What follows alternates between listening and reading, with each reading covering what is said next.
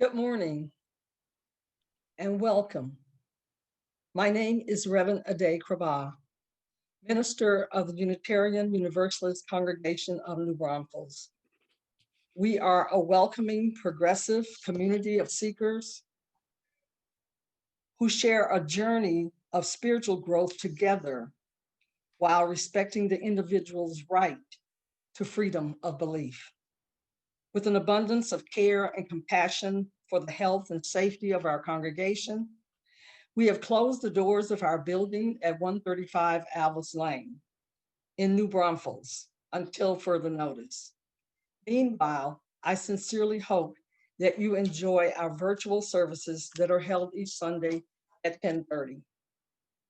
The light of this virtual chalice is a symbol of our faith and a reminder of the light within. By the light of this chalice, let us hold fast to the vision of the beloved community. We come together because we are Unitarian Universalists. We lift up our 7 principles that tell us how we should be, not what we believe. They tell us how we should act with each other in the larger world. Today, we are mindful of the past, but filled with hope for the future. We want to practice the practice of this faith to be a manifestation of the beloved community, moving us all towards a place of wholeness. Let us worship together.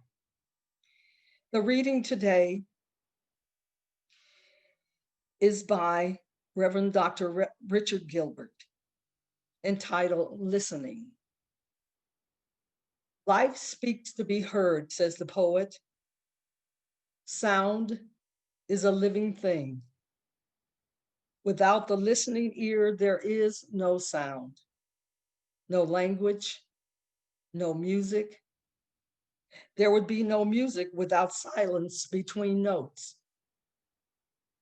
Listening then has a spiritual dimension.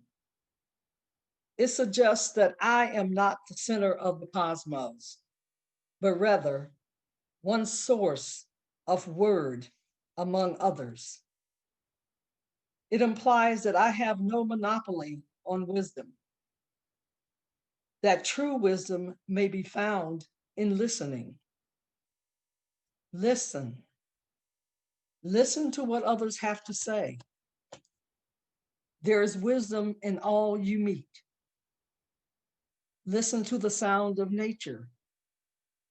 It speaks and sings and makes music for those who pay attention. Listen. Listen to the impulses of your spirit. Take time to hear your inner yearnings. That still small voice drowned in the raucous shout. Listen. This is a noisy world. Perhaps this year we will listen. Out of the stillness,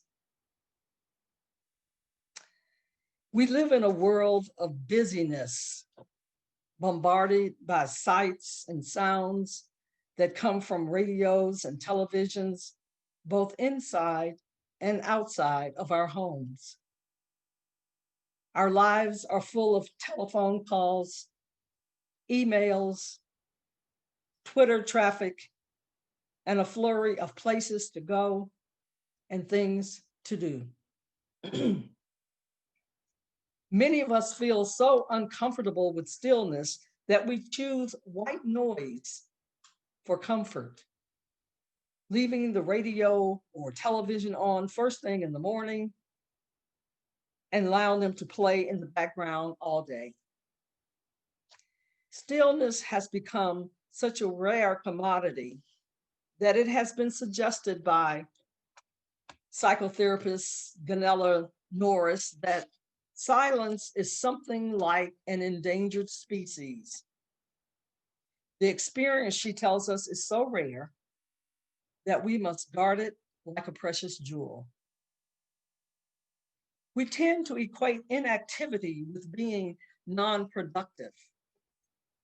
So we multitask, believing that we should always be doing something because we have forgotten how to just be, to pause and sit in stillness, to be silent. In many ways, the contemporary culture of today is geared towards helping us evade the need to face inner stillness. The clamor of the world assaults us from all directions. However, silence has many dimensions. It can be an escape, or it can help us pull together and make us realize who we are, who we might be, and the distance between the two. Silence is a disciplined choice, and stillness is where creativity and solutions to problems are found. But the discipline of creative silence demands a certain kind of faith. Because when we come face to face with ourselves in the ground of our own being, we confront many questions about the value of our existence, the reality of our commitments, and the authenticity of our everyday lives. When we lose touch with stillness, we lose touch with ourselves because stillness is our essential nature. Within each human being, there is a dimension of consciousness. Far deeper than thought, it is the innermost sense of self. And that innermost sense of self is inseparable from stillness. We may call it presence, awareness, the inner space, or the unconditioned consciousness, but it is the very essence of who we are. In ancient teachings, it's described as the Christ within or Buddha nature. Listening to silence awakens the dimensions of stillness within ourselves, because it is only through stillness that we can be aware of silence. When we pay attention to the gaps between thoughts, the brief silent space between words in a conversation, between the notes of a piano, or the gap between the breathing in and breathing out, awareness of something just becomes awareness. Without that awareness, there would be no perception, no thoughts, no world. Stillness is not just absence of noise and content, it's intelligence itself. And intelligence is the underlying consciousness out of which every form is born. So if you stop to reflect on that, you will come to realize you can never really do nothing because there is always awareness. Even when there is noise, you can be aware of the stillness underneath the noise, of the space out of which the noise arises. That is the inner space of pure awareness, consciousness itself. So whenever there is some silence around you, listen to it. Notice and pay attention to the silence. Paying attention and remaining with the stillness can bring us great gifts. Eckhart Tolle writes in the book, Stillness Speaks, that embracing and practicing inner stillness is no longer a luxury, but a necessity if humankind is not to destroy itself. He continues saying that presently, dysfunction of the old consciousness and the arising of the new are both accelerating. Now, we need only to look around us at what's happening in this country to understand that. In Georgia, Reverend Raphael Warnock became the first Black man who identifies as a Democrat to be elected to the United States Senate from that state. John Ossoff joins Reverend Warnock in the Senate as the first Jewish member of the Senate from Georgia.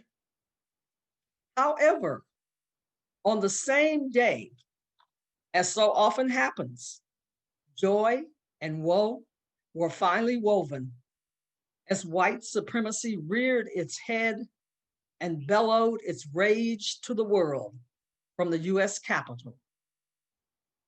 We watched as thousands of insurrectionists stormed the US Capitol in an effort to overturn the results of our election and overthrow our democratically elected government. So you see, paradoxically, things are getting worse and better at the same time. Although the worst is more apparent because it makes so much noise. The moment of noticing silence around us, from that moment, we are not thinking, we are simply being. However, our tendency toward busyness sometimes prevent us from experiencing deeper relationships in simple yet in more meaningful ways with each other and with the Holy. We can learn much about stillness by observing the natural world around us. Allow nature to teach you stillness. If you observe a tree, a flower, or a plant, notice how still and deeply rooted they are. Most of nature's wonders are exhibited in full array with stillness. There are no trumpets to herald a sunrise or a sunset. Underneath the winter's blanket of snow, the dormant spring flowers don't give us any advance warning of their appearance. One day, they just are. When we become aware of silence, we step out of our collective human conditioning into that state of inner still alertness, and we become present. In many faith traditions, the practice of silent meditation has always been given great importance. The Christian scriptures teach, be still and know that I am God. The I am that is deeper than name and form, that calls us to restore and reclaim a sense of balance in our lives. In Hinduism and Buddhism, the art of meditation and the cultivation of inner silence are at the heart of everything. The Quakers attached great importance to a communal listening to the inner moving of the spirit. Native Americans also treat stillness with respect, unafraid of waiting for long periods of time for messages from the Great Spirit. Rabbi David Wolf tells us that Judaism, too, perceives a certain kind of stillness, an almost indescribable placidity and perfectionism that can sometimes be glimpsed behind turmoil of the world. It is not something that we can see or hear, but it can be felt. He tells us that there is a tantalizing corner of Eden still in view. Sometimes it may be easier, more comfortable to remain distant and outside of ourselves, but paying attention and staying with the stillness brings about presence. Spirituality arises first from the stillness of presence and also present to the eternal now. It's the opposite of I think, therefore I am. It's the recognition that the holy is and I am. We can continue to be pulled between along in all directions by the varied winds blowing around us, or we can be intentional about stepping off the treadmill from time to time to focus our attention on seeking the stillness in which we might actually hear the still small voice within. I understand shifting consciousness is easier said than done. And in our diverse dialects of spirit, we are not always open to suggested applications to growing our soul. However, taking care of ourselves brings peace to the soul. So it's necessary to slow down, to find the quiet center in our crowded lives, where thoughts, egos, and attachments always fall away. And we're left only with the moment, what the moment has to offer. Stillness is the only thing in this world that has no form. The formless dimension of pure consciousness arises from within and replaces identification with form. We connect with it at a very deep level. When you look at a tree and perceive its stillness, you become still. You feel a oneness with whatever you perceive in and through stillness. Feeling the oneness of yourself with all things becomes love. The noises in our surroundings are real, and we can't always retreat someplace out into the woods. So it's up to us to train our awareness to focus, to pay attention to that which nurtures our spirits to bring about presence. The inner noise of thinking is the equivalent of external noise. And the equivalent of external silence is inner stillness. Just recall those times during meditation when some noises can clearly be heard by everyone. Sometimes it's loud talking or screeching tires on pavement or the drone of a lawnmower in the distance.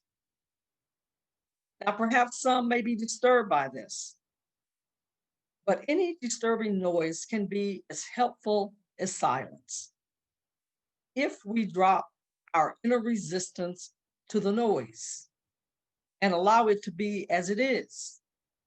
Because if you deeply accept that moment as it is, no matter what form it takes, this acceptance can take us into that realm of inner peace that Buddhist Thich Nhat Hanh tells us is all around us, within our bodies and in our spirits.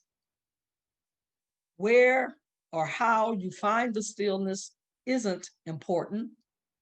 Just know that stillness, silence is a special place that we must visit regularly.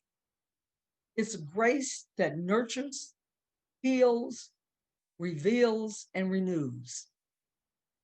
Now is the time to come face to face with the silence within, to listen for the crickets amid the city noise, to be still and know. From my heart to yours, may it be so. Giving and receiving are linked together in the flow of the universe. In order to receive, one must first give. While we are unable to physically be inside of our church building, our financial responsibilities of maintenance, upkeep, and employee salaries continue. There are several ways to continue your monetary offerings. You can use the donate button on the website or send to the mailing address on the screen. Your generosity in any amount is greatly appreciated. Now let us go within and be of heart, mind, and spirit to that spark of divinity that connects us all. As I offer this prayer for our nation, God of all known by many names, Holy One, it's in sorrow that I implore your intercession in removing the darkness that has descended upon this land. Heartbroken and filled with pain, we are on the precipice of descending into our lowest form of baseness in despair.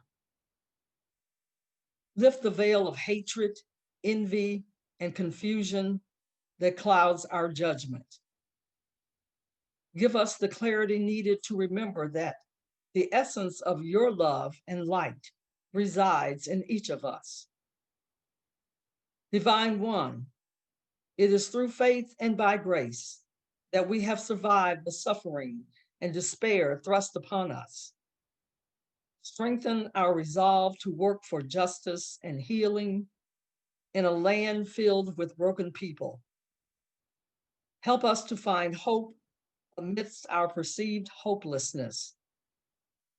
Refresh and restore our spirits with renewed vigor. Give us courage to get up as we fall again and again. May it be so.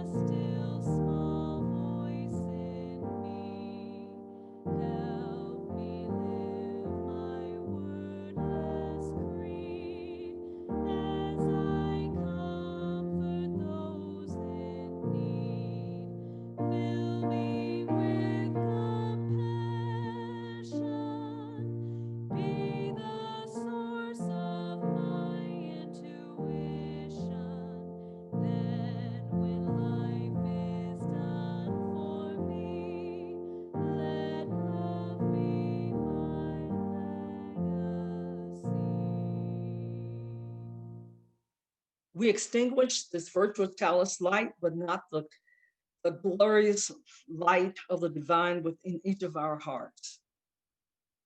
I wish you passion for peace, to reflect, to make ready to go into the world with full force for justice and love. Go shining.